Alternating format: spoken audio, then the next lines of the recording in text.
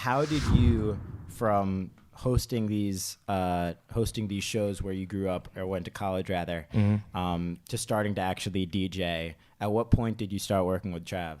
I was already Trav would like send me music while I was in school, because Trav was still back in Texas. He was in school too, so he would. Did you go to college? Yeah. Trav went to UT, and he was there just like making beats, like literally. He's locked in, he's locked in his own right, just doing fucking working on music literally every day. So he like make shit, put it on SoundCloud or whatever, or just send me shit, and I would like play it at house parties or like whatever the fuck. So it never was like really funny. Yeah, because I've known him for so long. It wasn't like a musical relationship. It's right. Definitely like friendship.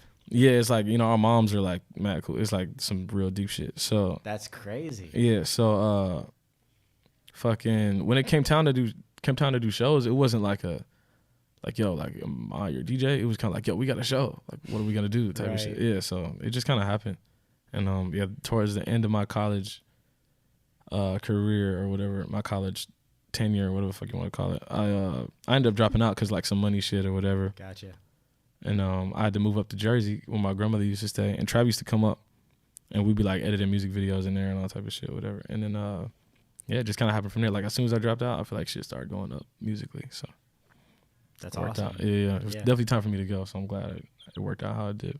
That's amazing. Yeah, and I think it's cool. Like, I think people knew kind of the scale that it picked up afterwards. Most people don't think about, like, one of my favorite visuals is like this iceberg where like the Titanic iceberg where underneath the water is like all the work you did before. Exactly, yeah. And then above is like the dude little juggling peak. or like the peak, The little peak you get to see, yeah.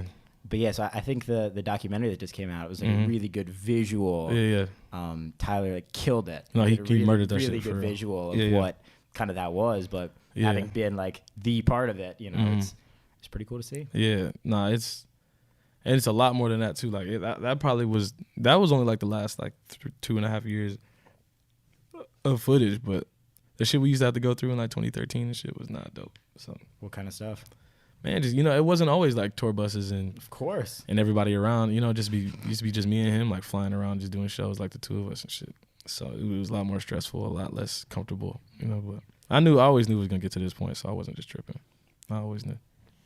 That's the best. Yeah, it was like, you got to go through. I'd rather do it and, like rather than us just like race to have like a year's worth of success and then just be over it, like you got to Which happens to a lot of the people. Right, especially nowadays, because shit like shit just goes viral and shit so fast. It's like you're not ready for it. So there's that expectation level of like you put out a hit. And right. It's like the song's bigger than you're 15 years old. Yeah, what the...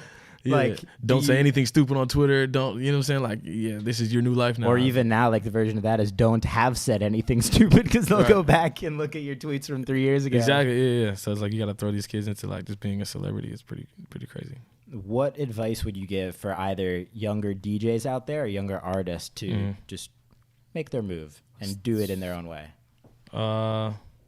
Just be genuine and no gimmicks. Yeah, right. I mean, like I said, if it's not just because it's a gimmick to me, don't mean it's a gimmick to everybody. But yeah, just be genuine, man, and fucking what was I about to say? You gotta be stubborn for real.